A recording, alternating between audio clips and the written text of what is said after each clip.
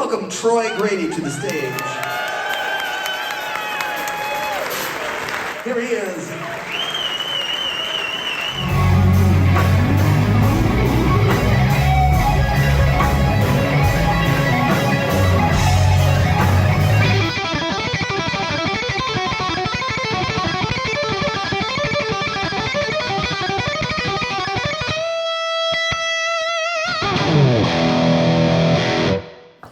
A couple weeks ago, I got the sort of email that strikes fear into the hearts of hermits such as myself. An invitation to leave the cozy confines of my home and appear, in flesh and blood, in the real world. Hi Troy, I'll be in town very soon. April 16th, playing at the Town Hall. Do you want to come play with us? This is simultaneously the coolest and scariest email in my inbox. I don't go to that many concerts, never mind play in them, and certainly not at the literal New York City landmark that is the Town Hall, which has hosted everyone from Andre Segovia to Bob Dylan. But don't worry, Dweezil says, riff is super easy. What is Muffin Man, you ask?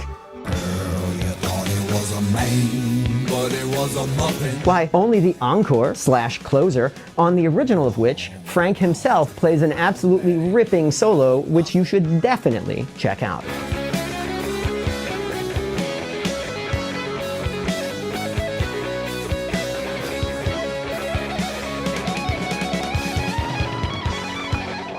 So, while I was of course going to say yes, part of my brain was already running through the list of suitable cancellation excuses, such as the cats ate my sheet music, alien abduction, or anything else that would allow me to get out of this. You see, because these are not really normal times for the performance of live music, not for people who spend their days primarily filming lessons for the internet. The Tura situation moved the goalposts so that filmed in front of a live audience seems like the new litmus test now. And for better or for worse, it's just not something that I do that often. There is lots of video of me on our YouTube channel playing very technical stuff in an unscripted format. Playing a line. This even includes live streams, which these days, hey, that's live performance. But this does not typically involve donning in-ears, standing on a stage, and playing music I don't know for thousands of fans who've been listening to said music for longer than I've been alive. So within a week of the Tura story breaking, I had to get on stage and do basically that, displaying real skills in the real world. Now, there was probably not any serious likelihood of me completely failing to play, but given the sheer number of variables like big venue, unfamiliar song, there was absolutely a non-zero chance that I would freeze up and downgrade to some kind of more vanilla performance. Now my plan wasn't too crazy because the chords for Muffin Man are not that crazy. It's 4, 7, and 1 in natural minor. So, C sharp natural minor. So here's your 4, here's your 7,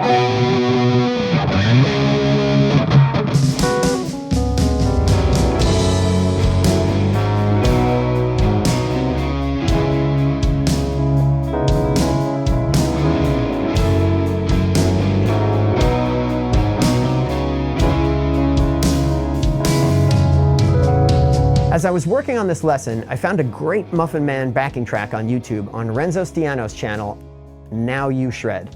It leans more towards slow jam than blues rock, and it's very well done. I eventually decided to do our own version for fun, a cover of a muffin, if you will. We're quoting the muffin riff directly in our version, so I won't be distributing this, but if you're looking for a way to practice playing through these changes, Renzo's version is awesome, and I'll put a link down below.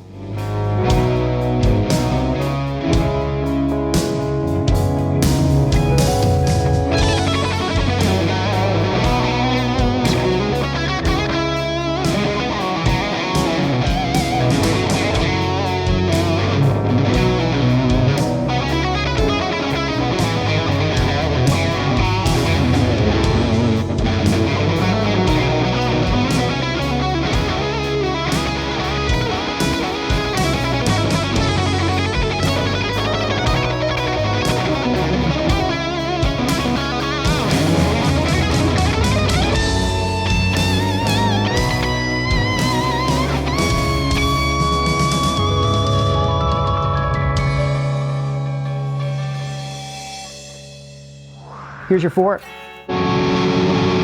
Here's your 7.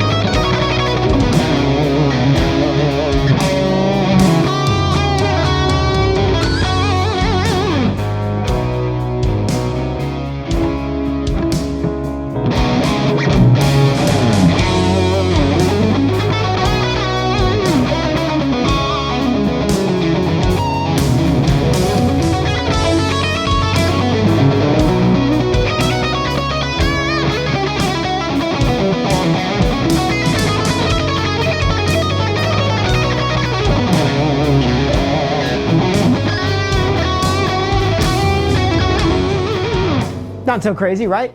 But then the lights hit you and you're like, F that, minor. Hey Dweezil, did you invite the guy from the internet to play scales all over your dad's classics? Well, apparently he showed up anyway.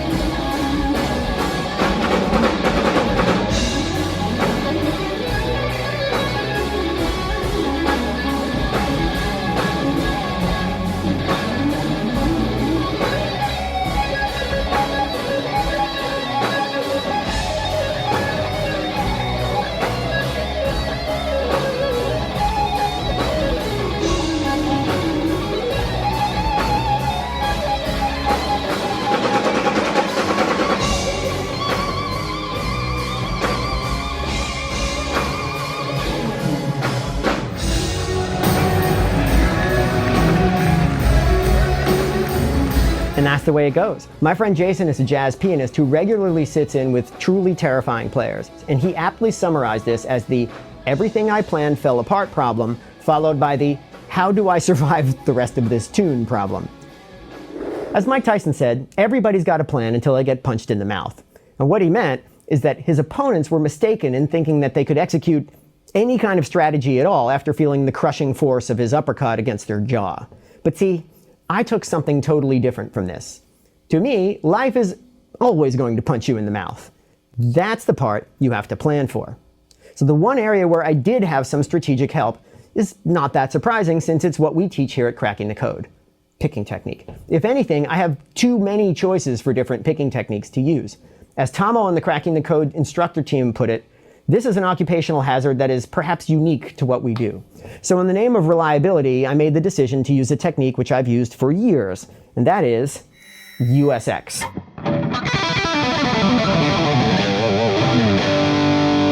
Now USX is an acronym I created, which is short for upstroke escape. It just means that your picking motion moves along a diagonal so that upstrokes go up in the air.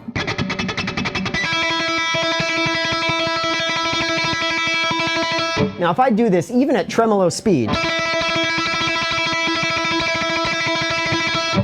and slow it down, you will notice that the motion still maintains a distinctly diagonal path.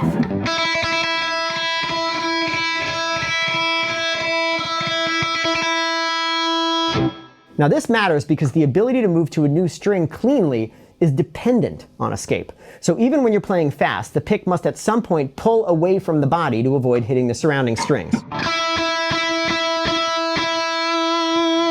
Up here, escaped, like that. Now the cool thing about USX, which you can see in slow motion, is that the picking motion itself already includes the escape as part of its motion. So no extra jumping motion is needed to go from one string to another. You just need to use the upstroke as the transition. Up, up, up, and so on. Now to take advantage of this, the lines you play must actually have upstrokes at the moment of the string change. So you can't just play any random phrase.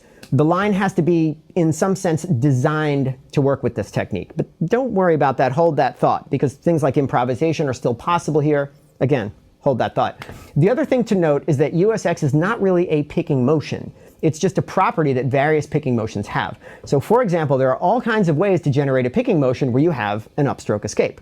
For example, you can do it with wrist motion. You can do it with forearm motion.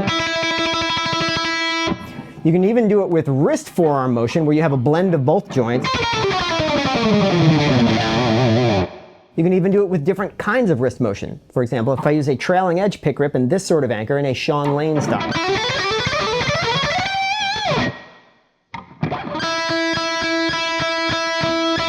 Upstrokes still escape. Quite unusual, right? But that's actually the system that Sean Lane used, and this is actually the approach that I used for the live performance, probably for somewhat arbitrary reasons, because I was still trying to decide literally right up until the minute I went on stage what felt the most natural, and under the circumstances, I had no way of knowing. So flip a coin, see what you get. Okay, so why do this USX thing at all? Well, because USX phrases have a unique property. They don't really get more difficult as you speed up. Now, work with me on this. I know that sounds weird. When you do this technique, very slow speed playing does look and feel different from fast USX playing. The motion still follows the diagonal escape path, but it's kind of more lazy. As you speed up, the motion streamlines. And you can feel that, right? But once you get above a certain speed, the mechanics of the technique don't really change any further. The pick still escapes on upstrokes, just as we've been discussing. And the string changes of your target phrases still occur during those escaped upstrokes. So no new complexity is introduced. And the tolerances don't really get that much smaller. The whole system just gets a little faster. So for example, if you do something simple, like the famous Yngwie 6-note pattern at, say, this speed. It's not really any harder than at this speed. Or this speed. It's just faster. So when you get this type of technique under your fingers, it tends to stay there even when the rest of you is completely freaking out. Now, as you might imagine, this is a really nice thing for live playing when there are so many other variables conspiring to screw you up.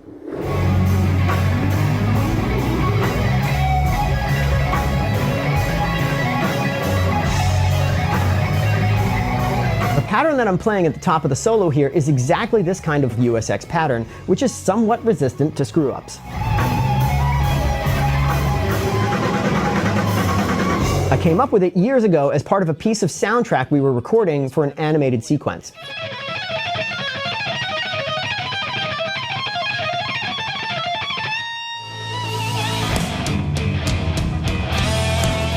And then we decided to use that soundtrack as a kind of theme song for cracking the code.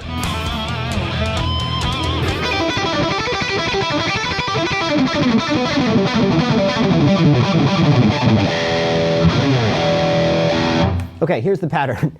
It outlines either a minor 7 or a major 6 arpeggio in its stock configuration, depending upon how you want to look at it. It goes like this.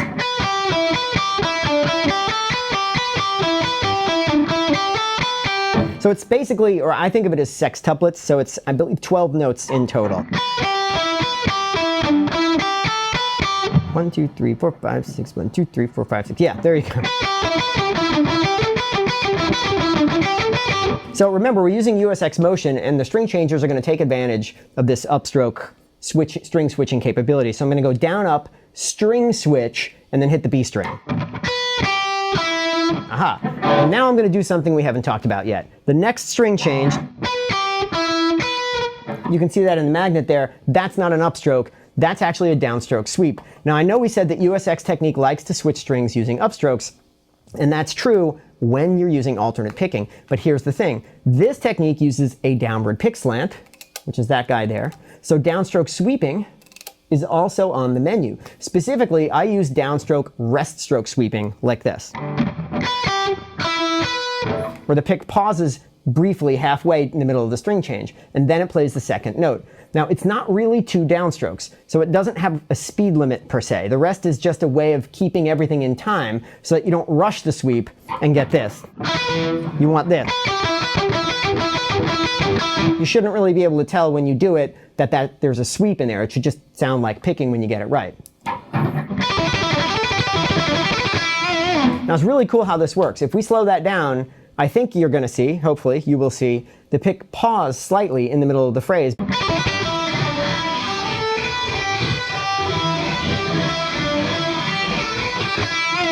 But you can't tell when you listen to it if you do it right. The rhythm should be pretty even. And you can't tell when you're doing it either. It doesn't feel like you're breaking into Master of Puppets midway through the pattern and doing 2 downs in a row. So somehow there is the ability to stop the motion, but it doesn't seem to incur the same penalty as doing repeated downstrokes, for example. Okay, so what's the rest of the pattern? Now that we have this combination of upstroke escapes and downstroke sweeps, it's... There's our sweep, upstroke, back to the B string, sweep again, right? And then we end with this rolling figure on the top string.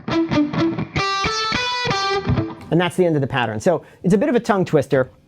And I'll put, actually I'll put this in the store on the website with free tablature so you can get a copy of it with slow motion video, all you have to do is just make an account on the site, a free account, and download it. So rather than walking through the whole thing with you here, I just kind of want you to get the concept that when you use USX technique, there are basically these two secret superpowers. Upstroke string changes when doing pure alternate, and then downstroke string changes when using downstroke sweeping.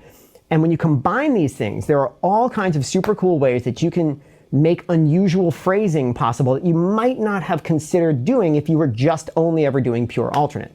So the cool thing about the pattern that I came up with, or this pattern, is that you can keep the picking pattern the same and just change the fretting to get all kinds of different sounds. So, for example, we've got our minor 7.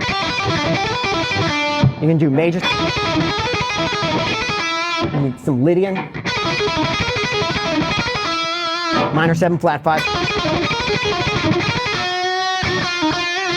All kinds of crazy stuff, anything you want. Now, so to go through the lick that I actually play in the show, here's the sequence of shapes that I'm using, and here's why I'm doing it. So we start out again with our bass major minor 7 type of thing. That's the 2 chord, and that's your minor 7 flat 5 idea.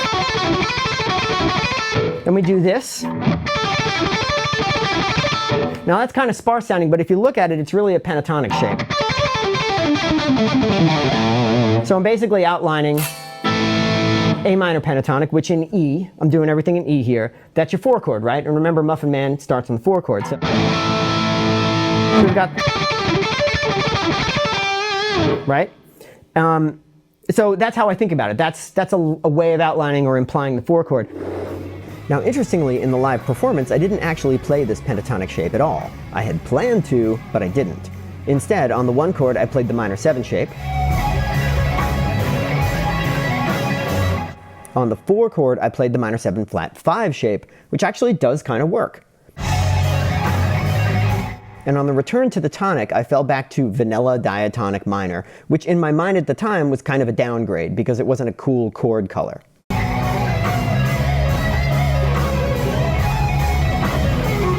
But in listening back now, I actually think about this a little differently. I don't want to give myself too much credit here, but I do think at some level I could hear that due to the timing of where I started the sequence, the penta shape just wasn't going to fit anymore, despite what I had planned prior. And plain old minor really was a better fit. This is just a really good example of the kind of super common last-minute change of plans that are going to happen in live playing situations. Now this is a cool shape. It's an augmented shape, which is very similar to the major 7 shape, except I'm stretching it a bit.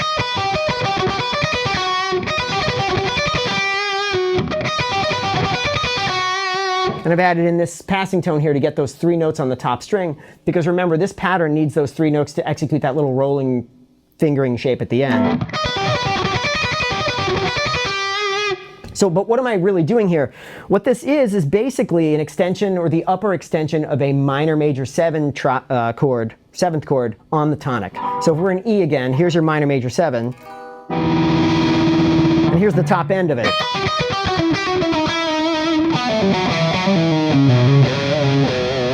So it's basically the 1 chord, right?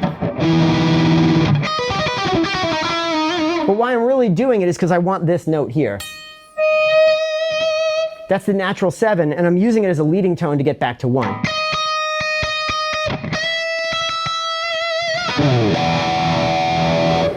So once again, we have another change of plans. The original idea was to play this augmented shape on the 7 chord and use its top note as a kind of leading tone to resolve to the tonic. This would have dissonances, but I thought it would sound cool and be worth it. But at showtime, I ended up doing the arpeggio on the tonic.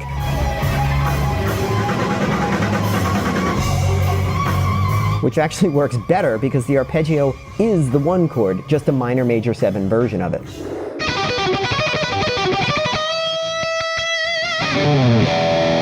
Now, the problem with this, of course, is that Muffin Man is in natural minor, so we don't actually have a natural 7, we have the minor 7. But let's not overthink things. I really just wanted to have that leading tone, and I was just going to put it on top of whatever chord was there because the song isn't giving it to me, but I want it anyway, so I'm taking a little bit of creative license here. And I'm doing it because I want to create this cool ascending figure that hits that leading tone and then resolves to 1. When you put it all together, it sounds pretty neat, right?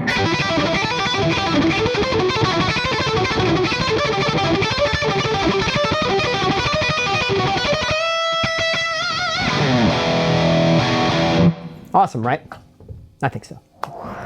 Now, if you want to learn how to do these crazy techniques that will help you play cleanly even under mildly terrifying live performance conditions, come on down to Cracking the Code. We would be happy to have you. And while I'm at it, I just, of course, want to say thanks again to Dweezil for having me.